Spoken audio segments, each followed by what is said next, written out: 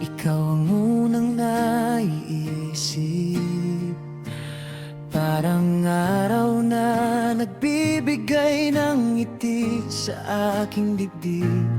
Kahit simpleng hello mo lang ang marinig, buong araw ko'y nagiging masaya at tahimik.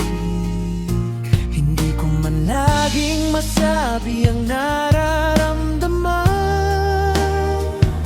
Sa bawat tingin ko, ikaw ang dahilan.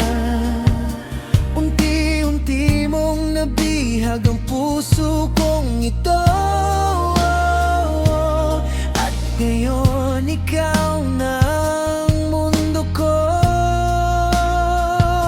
Hindi ko na kayang itago lahat ng nararamdaman ko.